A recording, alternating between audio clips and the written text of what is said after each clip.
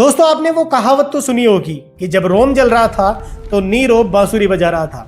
आखिर कितनी सच्चाई है इस कहावत में, चलिए इस बारे में बात करते हैं। बात बहुत पुरानी है। रोम के लोग खुश थे। 17 साल का सुंदर, गोरा और कलाकार लड़का सम्राट बना था। शुरुआती 5 साल तो ऐसे बीते जैसे रोम में बसंत आ गया हो। टैक्स कम कर दिए गए, सीनेट का सम्मान बहाल किया गया और खूनी खेल बंद कर दिए गए। लेकिन इस शांति के पीछे 2 लोग थे, दार्शनिक सेनेका और कमांडर बुरुस। ये दोनों नीरो के हाथ पकड़कर राज चला रहे थे। पर समस्या ये थी कि एक तीसरा हाथ भी था जो गद्दी को अपनी मुट्ठी में रखना चाहता था, और वो हाथ था नीरो की मां एग्रिपिना का। एग्रिपिना सिर्फ राजमाता बनकर खुश नहीं थी, वो खुद राज करना चाहती थी। वो सीनेट की बैठकों में पर्दों के पीछे बैठती, राजदूतों से मिलती और सिक्कों पर नीरो के बराबर अपनी तस्वीर छपवाती। नीरो अब बच्चा नहीं था, उसे ये दखल अंदाजी लगती थी। आग में घी तब पड़ा जब नीरो को प्यार हुआ। वो एक दासी एक्टे को चाहने लगा। एग्रिपिना को यह बर्दाश्त नहीं हुआ। उसने नीरो को डांटा, तू एक सम्राट है, तू एक दासी से प्यार नहीं कर सकता। जब नीरो ने अपनी मां की बात नहीं मानी तो एग्रिपिना ने अपना असली रूप दिखाया। उसने नीरो को धमकी दी, भूल मत, तू सम्राट क्यों है? मैंने तुझे गद्दी पर बैठाया है और क्लाउडियस का सगा बेटा ब्रिटेनिकस अभी भी जिंदा है। अगर तूने मेरी बात नहीं मानी तो मैं उसे सम्राट बना दूंगी। यह धमकी एग्रिपिना की सबसे बड़ी गलती थी। नीरो डर गया। उसने सोचा, जब तक ब्रिटेनिकस जिंदा है मेरी गद्दी सुरक्षित नहीं है। एक रात शाही दावत में ब्रिटेनिकस को शराब दी गई। पीते ही वह जमीन पर गिरकर तड़पने लगा। मेहमान डर गए। नीरो ने अंगूर खाते हुए अपनी कुर्सी से आराम से कहा, अरे घबराओ मत, मेरे भाई को मिर्गी के दौरे पड़ते हैं, अभी ठीक हो जाएगा। लेकिन ब्रिटेनिकस कभी नहीं उठा। उसे वहीं सबके सामने जहर देकर मार दिया गया, और वो सिर्फ 14 साल का था। नीरो ने अपनी मां को दिखा दिया कि अब वो किसी धमकी को नहीं सहेगा। अब मां और बेटे के बीच खुली जंग थी। नीरो ने एग्रिपिना को महल से निकाल दिया, उसके गार्ड्स छीन लिए, लेकिन एग्रिपिना अब भी खतरनाक थी। नीरो को एक नई पत्नी मिल गई थी, पोपिया सबीना। वो बहुत खूबसूरत थी लेकिन उतनी ही चालाक। वो नीरो से रोज कहती, जब तक तुम्हारी मां जिंदा है हम कभी भी शादी नहीं कर सकते और मैं कभी महारानी नहीं बन सकती। नीरो ने फैसला कर लिया कि मां को मरना होगा। लेकिन कैसे? अगर वो तलवार से मारता तो जनता भड़क जाती। उसे एक दुर्घटना, एक्सीडेंट चाहिए था। नीरो ने अपने बचपन के शिक्षक और नौसेना के कमांडर एनिसेटस की मदद ली। उन्होंने एक कमाल की योजना बनाई। एक ऐसी नाव बनाई जो कि समुद्र के बीच में जाकर खुद ब खुद टूट जाए और उसकी छत गिर जाए। नीरो ने अपनी मां को एक पार्टी के लिए बाया बुलाया। उसने मां के पैर छुए, उसे गले लगाया और बहुत प्यार से विदा किया। एग्रिपिना उस खास नाव में बैठ गई। रात का समय था, समंदर शांत था। अचानक नाव की छत एग्रिपिना के बिस्तर पर आ गिरी। लेकिन किस्मत देखिए, एग्रिपिना के बिस्तर के ऊंचे पायों ने उसे बचा लिया। छत उन पायों पर अटक गई। योजना फेल हो गई। नाव डूबी नहीं। एग्रिपिना समझ गई कि यह साजिश है। वो चुपचाप पानी में कूदी और तैरकर किनारे पहुंच गई। वो बहुत अच्छी तैराक थी। जब नीरो को पता चला कि मां जिंदा बच गई है तो वो डर के मारे कांपने लगा कि अब वो बदला लेगी, वो सेना लेकर आएगी। अब छिपने का समय नहीं था। नीरो ने अपने सैनिकों को एग्रिपिना के विला पर भेज दिया। जब सैनिक तलवार लेकर उसके कमरे में घुसे तो एग्रिपिना ने भागने की कोशिश नहीं की। उसे समझ आ गया था कि ये उसके अपने बेटे का आदेश है।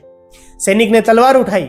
एग्रिपिना ने अपने कपड़े हटाए और अपने पेट की तरफ इशारा करते हुए अपने आखिरी शब्द कहे, यहां मारो, इस कोख पर मारो, क्योंकि यहीं से मैंने उस राक्षस को जन्म दिया है। तलवार चली और एग्रिपिना मर गई।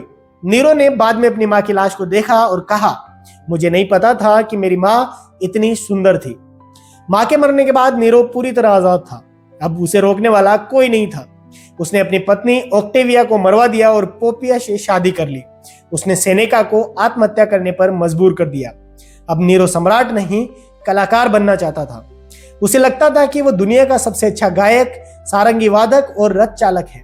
वह यूनान गया और वहां के ओलंपिक खेलों में हिस्सा लिया। उसने रथ दौड़ में हिस्सा लिया, गिर गया, दौड़ पूरी भी नहीं की। फिर भी जजों ने उसे विजेता घोषित कर दिया, क्योंकि आखिर वह सम्राट था। रोम के सीनेटरों को घंटे बैठकर नीरो के गाने सुनने पड़ते थे। दरवाजे बंद कर दिए जाते थे। किसी को बाहर जाने की इजाजत नहीं थी। कहते हैं कि कुछ लोग नीरो का गाना सुनकर इतना बोर हो जाते थे कि वो मरने का नाटक करते थे ताकि उन्हें बाहर ले जाया जाए। और फिर आया साल 64 एडी।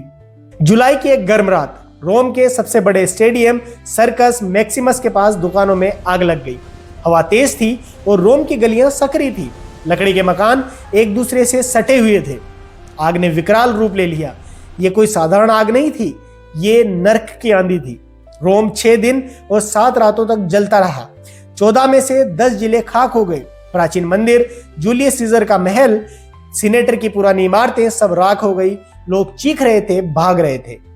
नीरो उस समय रोम से दूर एंटियम में अपने महल में था। खबर मिलते ही वो रोम आया। उसने आग बुझाने की कोशिश की। अपने महल के बगीचे बेघर लोगों के लिए खोल दिए, लेकिन जनता में एक अफवाह फैल गई। लोगों ने कहा जब रोम जल रहा था तो नीरो अपनी महल की बालकनी पर खड़ा होकर सारंगी बजा रहा था और ट्रोय के विनाश के गीत गा रहा था। इतिहासकार कहते हैं कि शायद उसने सच में सारंगी बजाई भी नहीं थी, लेकिन यह अफवाह सच से ज्यादा ताकतवर बन गई। लोग कहने लगे कि नीरो ने खुद आग लगवाई है ताकि वह रोम को अपनी मर्जी से दोबारा बना सके। और नीरो ने जो किया उसने इस शक को यकीन में बदल दिया।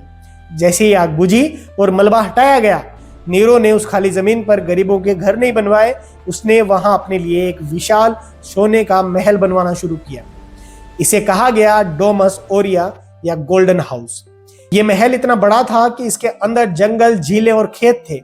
इसके प्रवेश द्वार पर नीरो ने अपनी 120 फीट ऊंची ब्रोंज की मूर्ति बनवाई, जिसे कोलोसस कहा जाता है।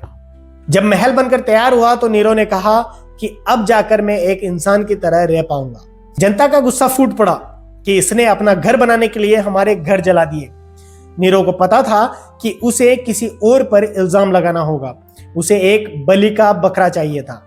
उसने एक छोटे से नए धार्मिक समूह को चुना जिसे लोग ज्यादा नहीं जानते थे और उनसे नफरत करते थे।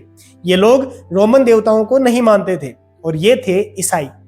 नीरो ने ईसा मसीह के अनुयायियों को पकड़ा।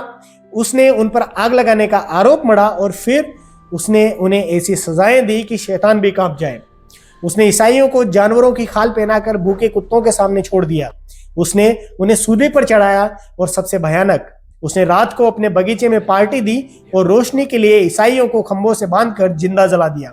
वह उन्हें इंसानी मशालों की तरह इस्तेमाल करता था। कहा जाता है कि ईसा मसीह के प्रमुख शिष्यों सेंट पीटर और सेंट पॉल को भी इसी दौरान नीरो के राज में शहीद कर दिया गया। पीटर को उल्टा सिल्लू पर चढ़ाया गया और पॉल का सिर काट दिया गया। नीरो को लगा कि उसने समस्या सुलझा ली है, लेकिन खून के छींटे अब उसके सिंहासन तक पहुंच चुके थे। सीनेट, सेना और जनता सब उससे तंग आ चुके थे। रोम के गवर्नर विद्रोह करने लगे। स्पेन में गाल्बा ने खुद को सम्राट घोषित कर दिया। प्रेटोरियन गार्ड्स ने भी नीरो का साथ छोड़ दिया। सीनेट ने नीरो को जनता का दुश्मन घोषित कर दिया। नीरो अकेला पड़ गया। उसके दोस्त भाग गए, नौकर भाग गए। वो अपने महल में चिल्लाता रहा, क्या कोई दोस्त नहीं है जो मुझे मार सके? क्या कोई दुश्मन भी नहीं है जो मुझे मार सके? वह रोम से भागकर एक गुलाम के घर में छिपा। उसने घोड़ों की टाप सुनी। सैनिक उसे पकड़ने आ रहे थे। नीरो ने खंजर उठाया, लेकिन उसमें खुद को मारने की हिम्मत नहीं थी। उसने अपने सचिव से मदद मांगी। सचिव ने धक्का दिया और खंजर नीरो के गले में उतर गया। मरते समय नीरो ने अपनी आखिरी सांस के साथ वो शब्द कहे जो उसके पूरे जीवन का सार थे, देखो मेरे साथ कैसा महान कलाकार मर रहा है। तारीख 9 जून 68 एडी। नीरो मर गया और उसके साथ ही जूलियस सीजर और ऑगस्टस का महान वंश हमेशा के लिए खत्म हो गया। रोम अब बिना सम्राट के था। कोई वारिस नहीं था, कोई नियम नहीं था। अब तलवार ही कानून थी। जिसके पास सबसे बड़ी सेना होगी वही सम्राट बनेगा। अगला 1 साल रोमन इतिहास का सबसे खूनी साल बनने वाला था और इसे कहते हैं 4 सम्राटों का साल। दोस्तों, अब इस बारे में नेक्स्ट वीडियो में बात करेंगे। आज के लिए बस इतना ही। Tata bye bye. वीडियो को लाइक करें, फॉलो करें और शेयर करें।